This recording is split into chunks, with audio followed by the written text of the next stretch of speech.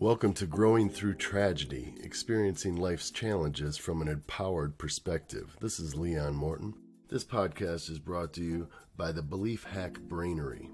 And this podcast is created to provide hope, potential insight, and resources for people that are struggling when life hits them in the face, when things catch them off guard, and when you go through a tragedy in your experience here on your journey. Okay, so we've got the story pretty much laid out. We'll start with a diary entry now for today's episode, and we're going to discuss a process of getting in a situation, first of all, to know that you really do need to consider getting some help, and then secondly, what would that look like? How do you do it? Where do you go? What do you look for? That kind of thing. Diary entry 9/20/2014. 1 week ago tomorrow, I lost Kristen to a shocking passing by suicide. I would have never assumed or thought it, nor anyone who knows her. I instantly was dismayed and found myself with chaotic action of family arriving, people supporting and helping, all the details, dealing with organ donation and the details of all of that, ceremony, etc. The outreach from family, my son, my daughter, mom and dad, Munch, my brother, and family has been amazing. My daughter-in-law as well, right there with me, loving and kind. Her and Chris were very close. I'm concerned for her and Aaron and Haley as well, my children. Aaron facilitated a meeting with a grief group counseling team, and I had asked if he could look into that. I wanted to be open to move through this as healthy and whole as possible, as well as to be proactive to help the children and Chris's siblings who have come into town. I want to be diligent to try and put myself in a position to be able to move through this as best as I can. Okay. So the topic for this episode is finding psychological support. And as you heard in the diary entry, I had asked my son to look into finding some resources, and at the time, 5 years ago, it was pretty limited. It seems now, as I continue to work on the research for the book and have gotten that information together, that it looks as though there is more available than there was at the time when this happened to me. We immediately found a grief team, and what that is it's a group of people that are professionally trained for this type of situation.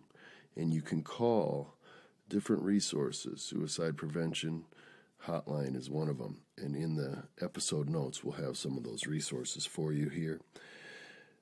They come to you and they, first of all, kind of walk you through a process of what to expect in regards to this process and this grief. And then they sit with you and they move through a couple of processes where they want people to try to start to be open and kind of discuss what they're feeling and what's going on. I know that this is very vulnerable and it puts people in a transparent place, and I know it can be really difficult for people. And so my encouragement with this episode is to tell you that if you've gone through something like this, or you've gone through a tragedy that you are struggling with, there is no shame in getting help. And literally, that should be your first focus and step of action. As you heard in my entry, it was chaos, like instant chaos, the very next day and the next week. People coming in, family, all the things. With her, I had to deal with the organ donation and all of that stuff. And you can easily be caught up in the activity of the thing and still be in shock. And what I've learned through the counseling that I did find was that if that happens and you're not proactive to try to set yourself up to go get some care, it's very easy for you to get stuck. It's very easy for you to get in a place where you just try to cover the pain, numb yourself out in whatever way you do. Many people just do it and turn to, alcohol or prescriptions or whatever. And then they just try to go to work as best they can, get up, numb themselves out till they pass out, and then do it all again. And that cycle is devastating. That cycle is not empowering, and that cycle is dangerous. So my encouragement is get professional help. Get very serious about finding a grief team and having them come out to help you and your family right away. That would be step number one. Then the second thing that I did, even in the process of all this chaos, within the first 2 weeks, I got very serious about trying to find a grief group. This story is very interesting, and so I'll be as authentic as I can because I want to express where I was at in this space. And it might resonate with some of you, and it may not, and that's okay. But for me, I wanted to get into a grief group right away.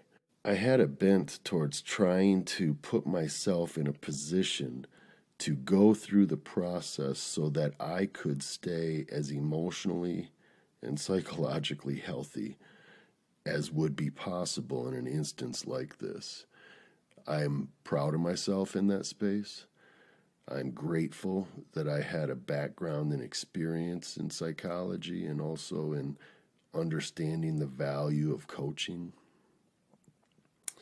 And so I put my ego aside, and in my pain and in my shock, I just intentionally made myself reach out and find some help. So I went to 2 grief groups, and the first group was a standard bereavement group, and I didn't know much about what the hell was even going on for me in this moment and in my life, so I'm literally just randomly trying to find a group, right? And of course, the grief team that came out had given us some resources, which is another positive to have them come out right away because you get resources to continue helping you through this process. Searching out the grief group was a standard bereavement group, and I believe it was my son went with me to that one. Maybe it was my daughter first. And, I see value in those groups, except I didn't see value in it for me at the time, if I have to be blatantly honest. And I felt like, you know what, this shit's just not for me. This group isn't anything like what I'm associating, and for sure isn't anything with what I'm dealing with right now. It was a group where people would share their stories about a loved one that might have passed who'd been fighting cancer for 3 years or had a physical illness, in a situation like that. And that's completely different than a suicide loss. So for me, that environment was nothing that I even wanted to go back to. And I can see how people would go to bereavement groups and then leave and go, screw that shit, I'm not doing that again. I could see that for sure. I did that. I felt that way. But I didn't stop with the first group. Obviously, I got a little educated in that situation and realized, well, that kind of group is not geared towards somebody like me who's going through what I'm going through right now, this moment. So I need to really dig deeper. I need to find some group or organization that supports people that have lost someone to suicide, because suicide loss is a different kind of grief. I detail it specifically in my book and don't really want to get into that here, but know for a fact that it is a different kind of grief. It's not the standard 5 steps of grief, which is shock, denial, anger, etc. There's so much more. Yes, you have all of those for sure in suicide loss, but you've got a lot more that's going on there. I mean, think about it. Maybe you have religious beliefs around that, and that right there in and of itself can throw you in a tailspin and a whirlwind of incredible, crazy chaos in your mind. What about the fact of the guilt the assumed guilt that comes into play. That's an incredibly powerful, challenging thing. What about the questioning of, did this person even really love me if they could do this to me? And you come to this place of what I call me-dom, right? It's the kingdom of me. And we all operate out of that space. Like we literally operate out of our perception of what the world is.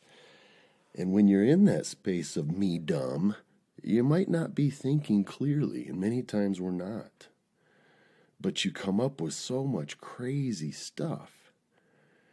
The anger kicks in, and the anger is violent, and it's real, and it affects your body physiologically as well as your mind. The questioning of, how did I not see this? There's just so much in it.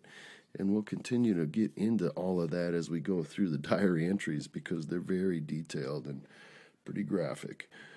But for this episode, understand that the grief is different, and you need to put yourself in a position to be well. And that means go and diligently find something that works for you. So the standard bereavement group didn't work for me. I dug in and found a suicide survivor grief group. So then I think that was the one possibly my son went. I don't really remember who went to which one. I apologize, but they both were there for me at both visits, one of them each. And I really appreciate that support. And if you can lean on family or friends that are offering to support you, definitely do. Don't push them away. Just engage with them. And especially if it's family, bring them with you, because they're going to also go through a very serious grief process. So you want to support that as best you can. We found this suicide loss grief group. And so we go to this meeting. And man, was I apprehensive. And oh man, the emotion and the feelings were going all over the board with me. You can imagine just the weirdness of it. The anxiety. Are they going to make me talk? Do I have to share stuff? I'm still in shock. I don't even know if I want to share this stuff, right? And so all those feelings are valid, and they're all okay. It's okay what happens in this space. And I don't mean okay like good. I mean it's just okay that it happens. It's going to happen. You can't get around it. You're going to go through some challenging shit like you have never experienced in your lifetime. And you just got to know that that's coming. That's half the battle. If I would have had a resource like this book and like these podcast episodes that I'm doing right now, I would have been very grateful, because at the very minimum, I'd be hearing a story about potentially some of the shit that I'm going to be dealing with. And that becomes empowering. One thing I know from coaching is that if you can coach from a perspective of explaining the why and the process first, it gives the person who you're working with the opportunity to succeed. It gives them the opportunity to have better options and choices in their reactions, in their performances, whatever it is you might be doing. Well, the same thing applies here. So I go into this meeting, and it's pretty full. I was surprised. There's like 10 people in the group. And so luckily they didn't pick me to start, and they started with a lady that was there, and here's how it went. She started with, 7 years ago, my husband shot himself. And it devastated my life, and it's been devastated ever since. And now, if I'm going to be bluntly honest, which I am in this entire process with you, my head went, what? 7 years ago? Oh my God. I don't think this group is going to be for me, because I really can't be in this space for 7 years. It'll destroy me. I can't do it. And that's what my head thought. And the next person, 13 years ago. And I'm sitting there going, oh my God, holy shit, this is, wow. that it almost made me go, you know what, I'm going to really get serious about getting some help, because I can't be in this space for 14 years or 7 years or 5 years or 3 years without having some movement, and these people were devastated when they're telling their stories.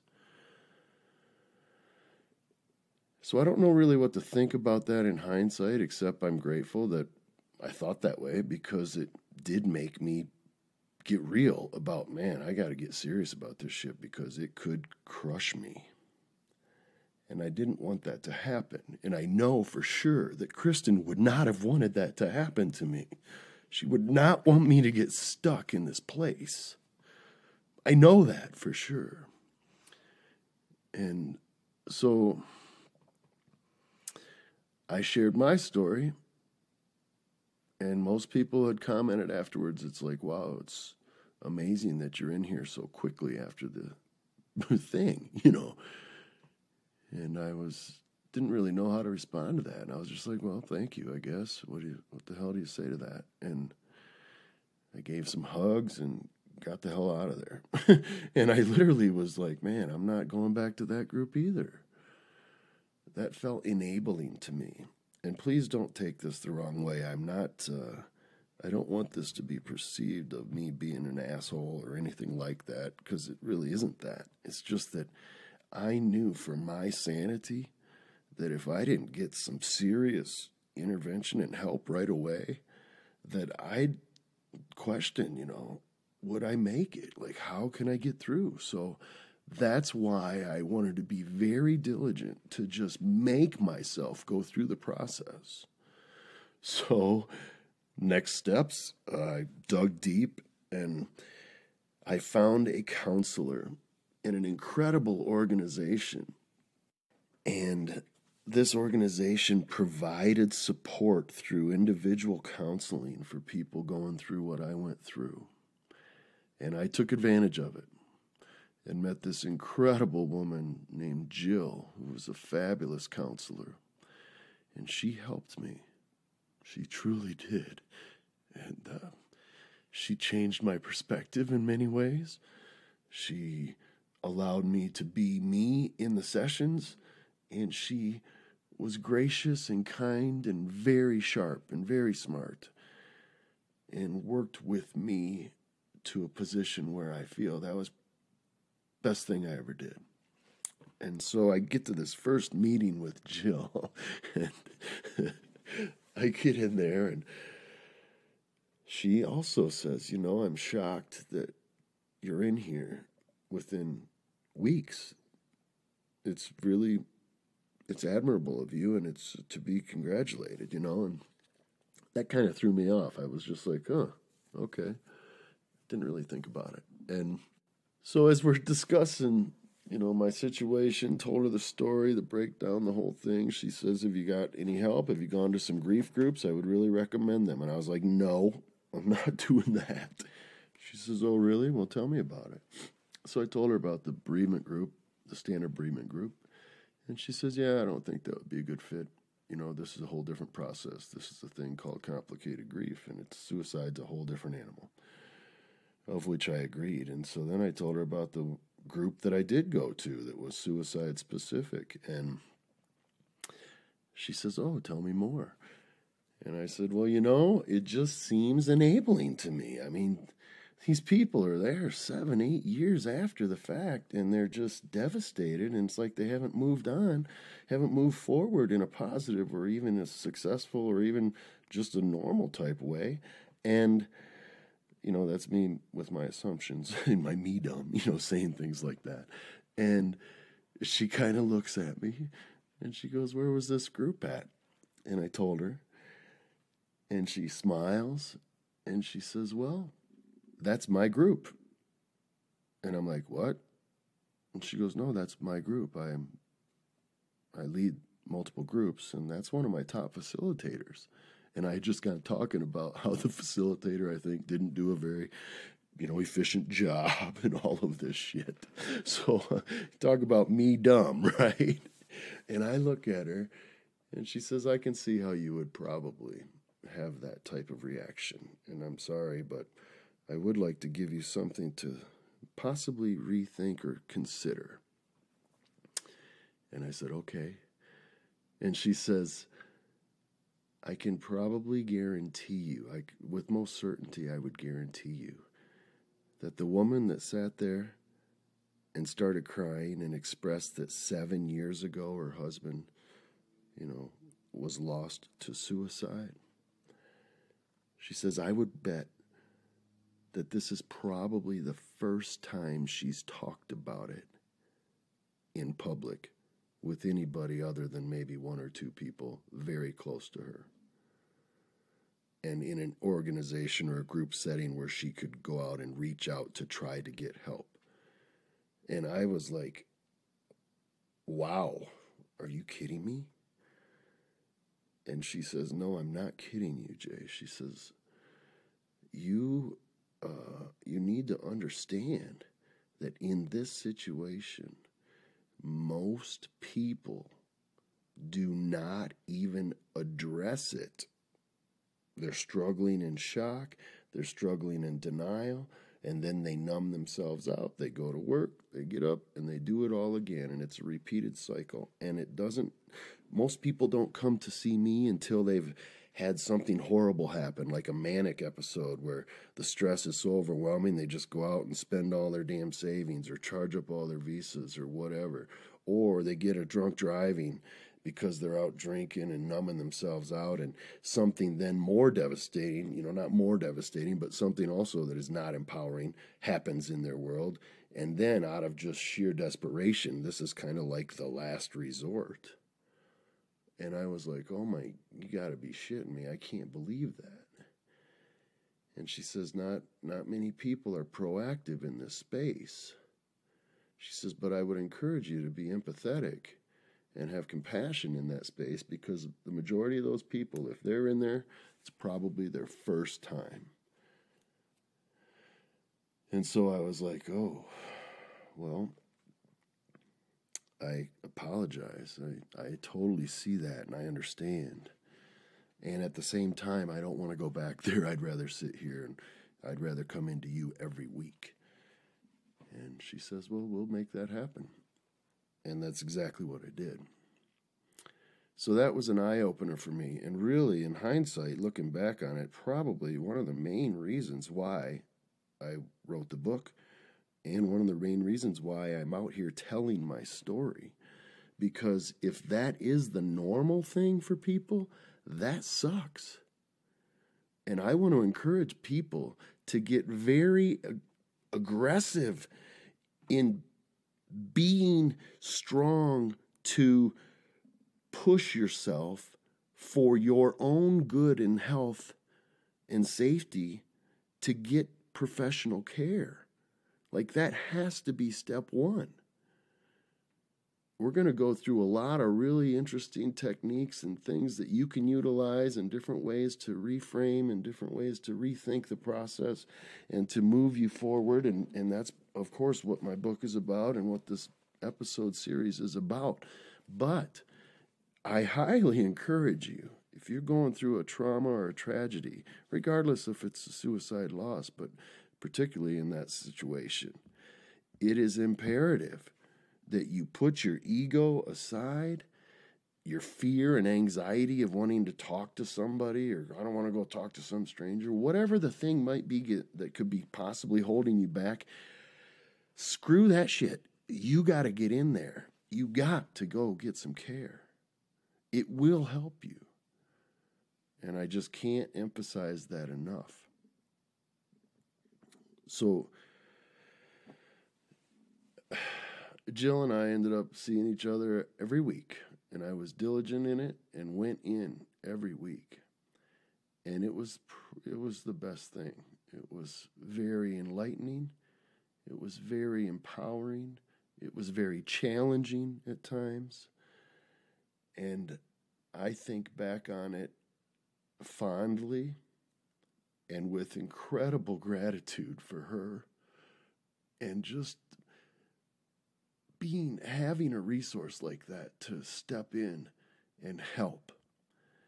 And there are people out there that want to help you, There are people out there that want to support you and your family in this process.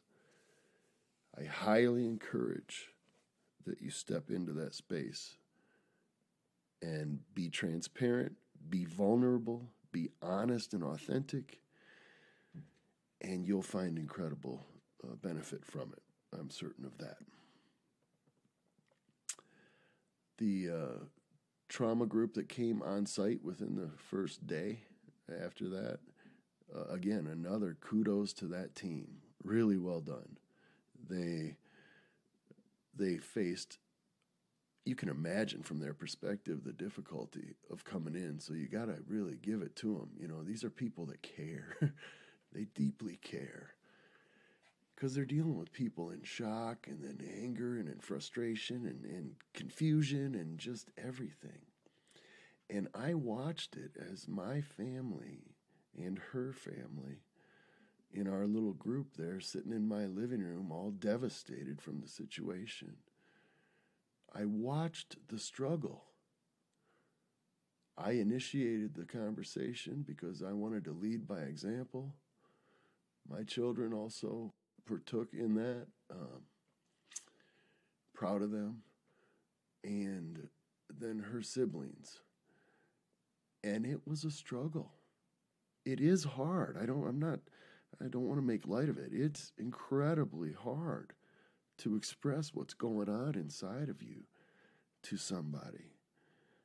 But it is part of the process in healing too. So, strong kudos to the teams that come out. Strong kudos to Jill and those like her that specialize in this space. And just to really kind of one more hit on this to close this session is this. There are thousands of scholarly research articles about mind-body connectivity to stress, trauma, PTSD situations, and complicated grief situations like what it is to lose someone to suicide. And those results point to verifiable evidence that if you don't do something positive to move you in this process, it can become a very serious thing for you in your physical well-being, like literally in your physiology, sickness, disease. Those are real things that can happen by just holding something inside and not wanting to deal with it and just avoiding it and going into this mode of I'm okay, I'm strong enough, I can do this by myself, whatever it might be. Not to mention the psychological issues that come when you try to do this thing on your own. The studies are overwhelming. Now, the things that we're going to go through in the multiple episodes of this series and the things that are in my book about some of the mindfulness applications, the music therapy, the different things that I implemented that I knew to do, that stuff is really good and really powerful. But I highly encourage that you lay the foundation of your process as you're going to move through this situation by seeking out professional help and professional care. And it is incredibly important. Don't let money be an issue because many times you can find these resources and they're free. My particular situation was exactly that.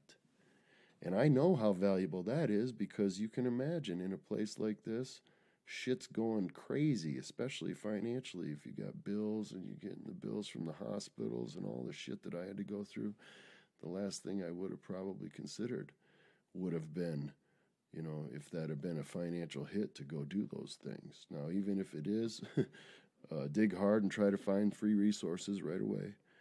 And even if it is something that, maybe your insurance is going to cover or your insurance doesn't, or maybe you don't have insurance, whatever the case might be, there are associations and there are organizations out there that will help.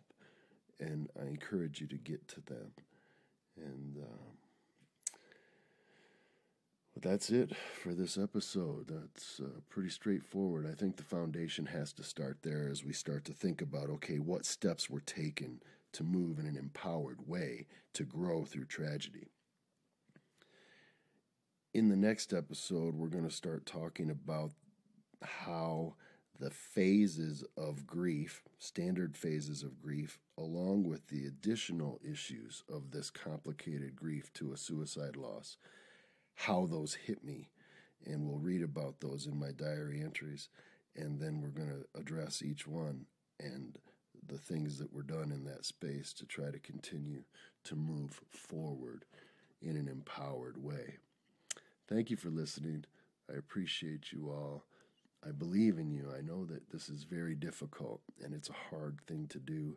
So please take this first step of action and do it so that it supports you. You are the one that's still here. You are the one that still has to move on.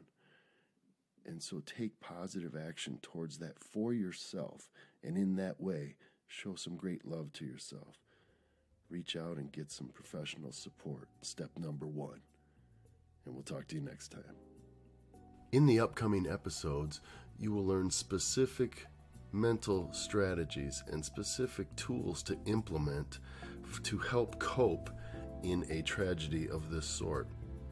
Many of these techniques are able to be used in a broad variety of life's situations and challenges, and we encourage you to utilize them wherever you see fit, where it can be helpful to you. If you are in a current situation of emergency or tragedy or deep loss and you're struggling, we encourage you to get professional help right away. We encourage you to get plugged in. There's a Growing Through Tragedy Facebook page. You're welcome to join that, share your stories, learn from others that have gone through incredible hardships and how they've done it. And if these episodes are of value to you, please subscribe to the podcast, and also please forward it to anybody that you know that might be struggling and could benefit from these stories and information. We appreciate it. Thank you for listening to Growing Through Tragedy series, brought to you by the Belief Hack Brainery.